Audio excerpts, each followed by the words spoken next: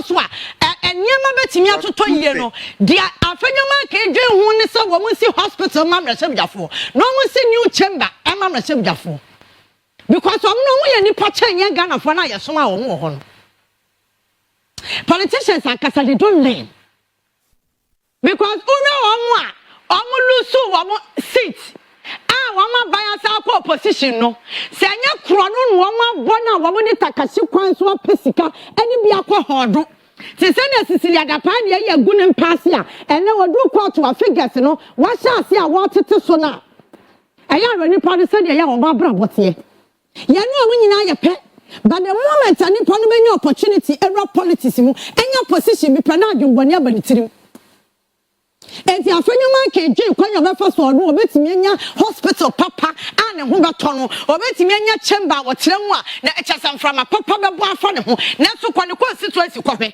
enra parliamentary board ye inaugurate wo mo eswe wo mo in ma we say wo mo ehye won dwumadi ase say aban no wo hwa ho enra na me ka kire obi se ahokyere Ghana fo ko mu emfie nwotwe no eno na ama Ghana fo nyina adwen ye on sa ase president Mahama mamu na sa cha enche yo 120 days social contract no kwa ne yenkwa 120 days no kwa ensoin enti ni papa mu aka aban bi afen na ye bi kra aka ministers ni ade ya afen ne ye veti wo mu na aka ban no be take shape but ahokyere for 8 years no ama Ghana fo adwen ye on sa president Mahama mamu no ache. But I understand because enye easy. Adia na ye ko for 8 solid years no. Ya me anim no kre. Eni nti na ne ani abra ne ye pe relief, ye pe change ne ye ho aha yen. Enti ana mete Ghana for sisa say wo mo pentem say President Mahama nye niema. I agree with that. But one or two issues be ekoso anope. But catch us say wo ye Ghana ni 2024 ba ye 2 ye.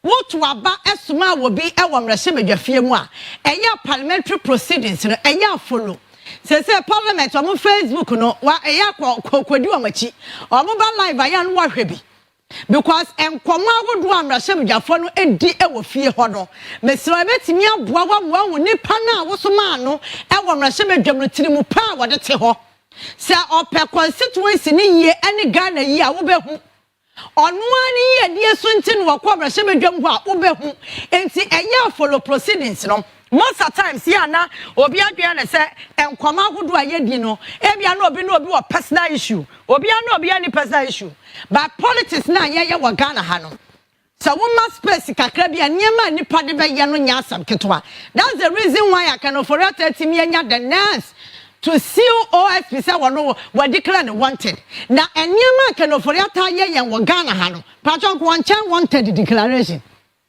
But when you ordain just a to me be born chidomo said denyo as one more Ghana for because more Ghana for no Akufo Addo one manipulating yan for almost 7 years and one minor enya ne ho say ya tam. Enti anano ono betimi asa gre gina ye nkon so no wa kire ye de ono pese wo ye na onua be ma na anu ye ka so wa kwa wi obi ba nchede bode ye no pa cho se ye de ne kwa court ya ma me bisa wo wanu kra no ye mi sa ne so be fa lawyer na so fa lawyer odu na ne ye bua no e fodeda aye de ne ko but omo anda bia me ka cho so omo de pan ebo ye nkro no omo se nya hoden esa kra no man ne de fe so because omo hu say Ghana ukita penya which me de ye bibia wo pa bia wo Ghana ha enya no ti na no pay me ba ye but ye be kan go some quick one hwe enra time no mo inaugurate board na wo mo be show mo dwumadi ase no enkomo bebre ko so ba ko a ekọ so a ehun nkomo aba pen ensan ko so ono Afenyo Markin no ye mini micro minority leader was say one started discussions of building a new chamber.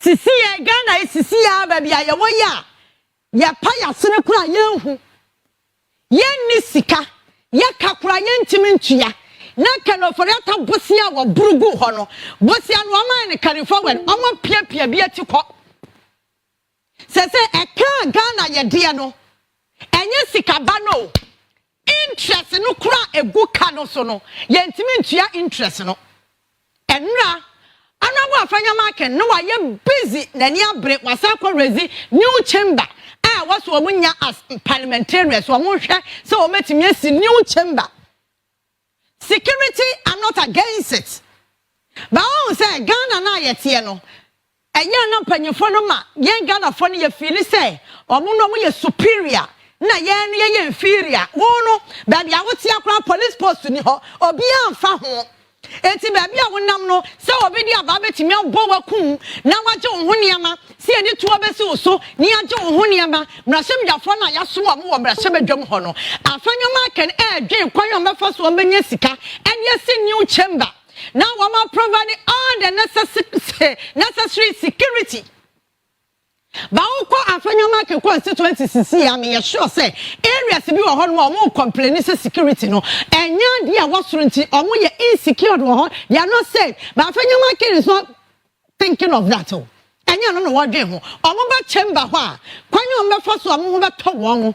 Wo metimi atena se na wo ma da wo mo ko chamber wa yo mo kwa da ewra nkromo no. Wo nya a conducive environment. Nipa ne aso air conditions no so. Na afa watimi ada no aso daye. Obo petire no asore ansa fu bi abeba na nu bia no aka.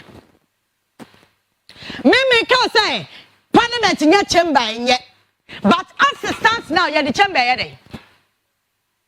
Sound come on when we kaisa abapen. Abapen, I'm a civil society organizations be abranti me kwa kodi ani mama one more chain no our call parliament I can drop the chamber now your chain no. What's the conversation as ababim? Na ye me say ya won set bia ye won sisi say Ghana. Ah wo areas be a cheap compound kro mu ni bi. Cheap compound kura common cheap compound kura no ebi ni ho light kura bi ni kuro num ekwan na kuro nim di Afenyo Markin dwen wo sisi aya se wo menya new chamber no matimi anya security na wo ade ba kwa ye me ya wo Ghana politicians won say when it come to eniema e ma ye Ghana fo ne ye bebra. No man shall say the year young fan to home. Oh, call UK cry. Or much more taxes. Into a young Ghana for your taxes. Now say, but the moment our development is pet, I must see a new hope. Once this is Afenyo Markin, Smith video now ready. I don't want to be one Ghana fancy as some night can I say. Are you reference to UK? Say a call of parliament, you know, or I said your chamber, it's here, send security, it's here now on point. But Afenyo Markin and Timmy and Ghana France, yes, say, or call UK and also call London, no, send you see who chrono, say Ghana, yes, ye be and Kayen Chili, and Kagana, yes, Fettis London and Kayen Chili. And Faswa Ghana for Yano. And now say one land in Yana, say Ghana for Yabi and Kayen Chili, and no, it's not a conversation that Afenyo Markin is having. But all your comparison, as to when you have first or no, or being the comfort. Ewo chamber. Enti say yes start am no ba ya banter between honorable Mahama majority leader and Afenyo Markin or micro minority leader. Mahama ni abreka say ye chamber. Afenyo Markin say ye chamber. Because ye security kra no enya papa. MP say wa krom ha nyina say obi anama police ni di nachi. Also a chamber hono, they send your my public gallery hono, or maybe to me abetena ho, no to be crowd ya wa MP. Men so many say wo rap parliament, ya do for security processing, yes, can you hunyina and make sure say, be and show and send a work ho. And the Afenyo Markin paso a catch young Ghana for say, some processing ya didn't performance no more chamber hono. It's not enough. And see, is there some machines, you know, it's not able to detect. Say a boo announce a tour and that's a baby show me one. Yet to me who now me person be say Afenyo Markin be to say. And to not agree so one more security who here. And at 2021, one more air to about our parliament. One more man won't cry soldier for Bawumia chamber and no there was nothing wrong with it. Under the watch of the Getrude. I soldier for Bawumia chamber. The Asante no na agenda nti enya hwe no manya ya deka say ye ya kwa bosia ya hunya akonompo nti yenya bosia mbo bosia na kamika say odise bosia ya boma interest so de eya de na kasa yikaye ma wo ba ya de ka to the sense say yentimi service ya kano interest no kra da ho no yentimi ntua na ka sikabana kasa da ho ense hunu mpo yentimi ntua eni yate IMF no yen hwe ye wune ya taade ne ye ntom ya daso ye ya pampa taade afa de yen start a conversation of building a new chamber na chese Ghana na ye tie no se anye ka for Ghana for ya ma ye ne na ho how la ila ampanyimfo na ye to abama wo mo no e wase ye ma ampanyimfo ne tie ase se e ye de nti no wo ho na so man ni ye save na so man no krono nim na so man no obi mfili se obi bu obi kwase a eye de mpo na adwe bi bebo obi tirim se ma me nko chamber ho na me fa buo anansa me fa sekan me fa tuo enhye me ho na me kwa MP wei makoto abono release video no na yenti Afenyo Markin asem no kan no release video no nyina release video no yenti na asem no the hospital the speaker that I look forward happening in the 9th Parliament. One, for Parliament. If it does happen, in accordance with your vision, a great milestone. We are a political class. Our health issues are to be known within, because of confidentiality and all. People treat at great cost for medical.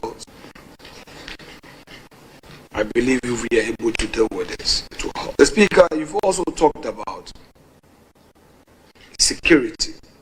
Indeed, when I visited the House, the British Parliament, the Commons, in the chamber, there is enhanced security.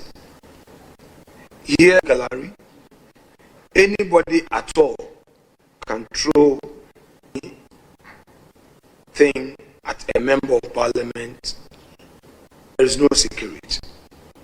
The Speaker, I am therefore to enhance security in the chamber and to depart from this structure, though it's fit for purpose. We can begin a conversation for a new chamber befitting of legislative arm of government. Without more, I can assure you that we shall serve with all in us. For the members of Parliament. Etiba obiani wa okasa asem na Afenyo Markin kan nya nokore. Ba me nso me pese me bi se Afenyo Markin se yen Ghana fo na ye san line. Eto abama wo mo MPs na wo mo ti chamber ho no. O mi sa the constituency for say obia wa access to health care ana. Said you are no upper special health care, upper special hospital. Akono. Ono kwa de Cecilia watin kran he oye MP. UGMC ya President Mahama see ya esiwa adane to say tourist site. Na so over West Africa is one of the most best hospitals yenya wa Africa.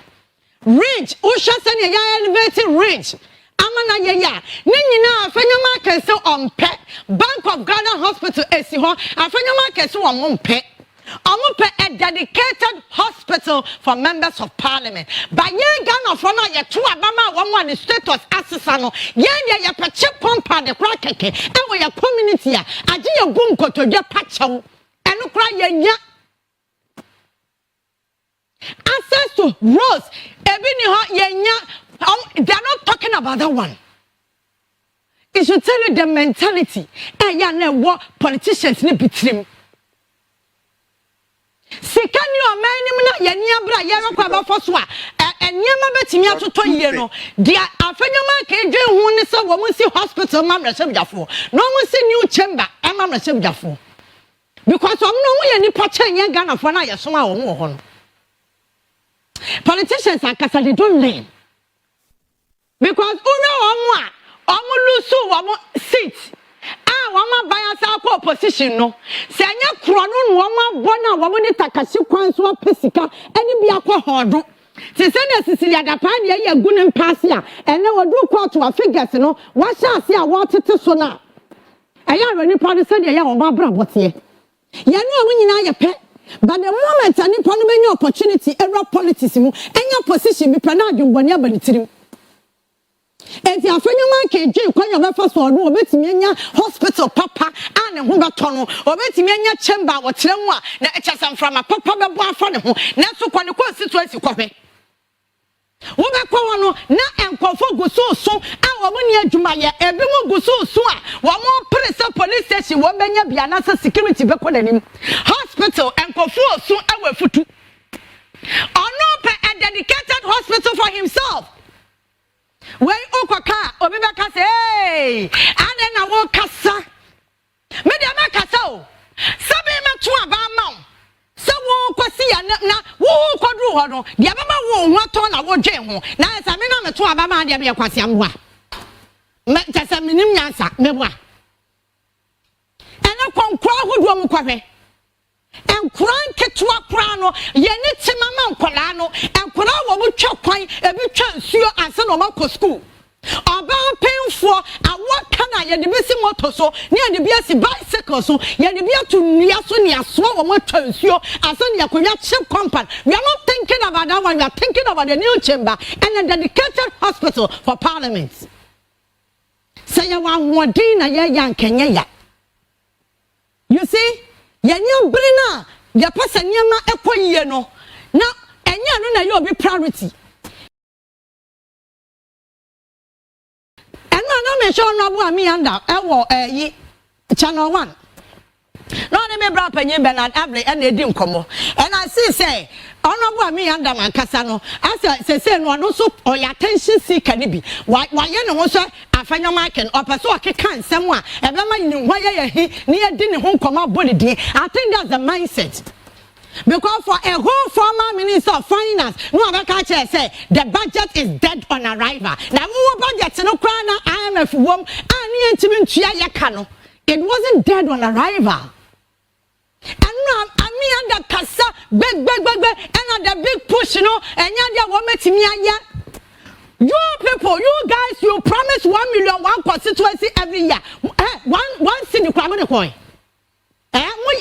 Oh God of mercy. Oh, these are some of the things I'm here. Now, mommy boofu. More promising 1 million one constituency. You couldn't even deliver one.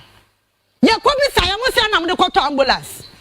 Yakobi say I must say $1 million $1. No, and no, $1 million. And I'm going to acquire dug out there. What? And you call it dam. Yakobisa hawa kumisia wasi daga tamina na watutu ho no sikana ya de man na eso adwuma no waye no you call it $1 million per constituency enti empire Bawumia Adam ebo nyina ne say e wase Ghana for ye ho kire yen e wase niema sei no no abegina so oh na ka wo hye de moye Ghana ene ba bia mo de Ghana kodru ya wase ka mo mia wano. You say have the nerve to talk. You still have energy to make noise. Because we are in a democratic country. Or be to me Canadian. And to me, I'm not against that will come again. But so why you say why one day say ya? The budget is dead on arrival. One na mo say the watch a party no na dead on arrival me wa. And we another day conversation I be having. But somebody should tell Honorable Afenyo Markin that situation you want Cecilia no enye dedicated hospital for parliament enye for new chamber Ghana for agwachira wo mo bre a wo munya access to hospital wo munya access to light electricity keke konkroni be so kwahwe light ni ho. We are not talking about dedicated hospital for parliament. Edu so dia wo de mo ho toto British parliament edu mpuntu so dia no aka kire yen say ye nuru ho. Now let's go back to Baslok. And now me catch you will say, on mine ya chechire do, sabi anya for any political party. But political party or beba betina kwanya so aboa mo on my tumpo no. Sa party no ne support no. Eti yen Ghana for no so ye ni abra ye pempuntu no. Yen so ne yafam de ben ye betimi aye. Eno obi bisa me senti ya sika obobo nyina e won krofo ho wo Ghana ha. Ena masoro kunya sika no we he na me ka che nipa kro se tinimu pa e time masoro kwa ye tie ye nachi no. Eye yen Ghana for no ne pese ye gu no. And yesterday, near the politics, Afra Hontoma. It is see what Crona Yaba Pound or Amana Quamaslogono. So one on any day to send your Abigail Arab, Nania Dea. One I saw mining Tina President Mahama did not Cowanti and found when they were political color or Jessicana. Over the years, that's the experience, and that's the reason why I can give you her when you know your sicko. And you were climbing in a sika, any power of Mugusono, almost 2,000. Any part a good side document way so almost 3,000, almost baby. Or beyond Sunny one, cano, a year less than 10,000. Or beyond one for documents we are, or beyond one, a year less than 10,000. Or beyond it's more than 10,000. Every 10,000, 20,000, 30,000, 50,000. Because millions of Ghana citizens and a waha. And since we are nipa desani, and I'm about give her for otchere will say give her for Kwaka and waho 578,000 to me kosubium. Now me kwama na me kwahu say yefra obi so ama eduwa kumsin ono oginizan oven basis libi. Quantity or AM you Sika watua amount due, amount paid, anywhere 280. Says any car and Damas rock 272,000 109.30 Ghana cedis. Or they come more than 2 billion. Nipa bako. Once I know me catch out say Abigail buy no. What rest cars ni bi na wotimi de tracker hihye mu no o check tracker no so na cars ni ye adwuma o eti anyasem ya car no ya pakisi fie na entum comment na ni wura no onya sika cars no egu kwan so ye adwuma so I took the video myself eti cars a wotimi track wa confiscate ya esimas rock urban buses. And now, I catch you. Obi wa wa ne de kwa wa chiro boat agu ho. Enti e chese car ne dam kwan so a eye adwuma. Na so abro politics nti sika no minya ba me ntua. I won't pay. Because I'm buying our power. I don't understand some people. Waka, yes, a Ghana penny for me this country and a Ghana for Sunya. Then Yan yes, say chrono. And you know, catch and some penny for now, your bomb, which in the yan. Say, yan, Cassanya, Diana, Yano, Yasaya, because penny be a bibia. And I won't catch you. Yes, it's a bar, and penny for the Jawa, my chibo, or won't this kind of Jawa, no money. Because you see, you have a dear, yes, same crony, we are not for any in this one thing. And to my culture say, documents now a quotayano, and you pay good so about 3,000. Obiaka, it's not below 10,000. Now you're buying say, now you expect to say, until when you access aqua jenna was so one triano. One year also didn't watch you, and also then when you be. What can somewhere now? So the purpose of that say this common sensical issue I say, no the politics. And you see, Abigail buy no here, and you probably be what can since 2012. Part of 2012, no one power, no this in power.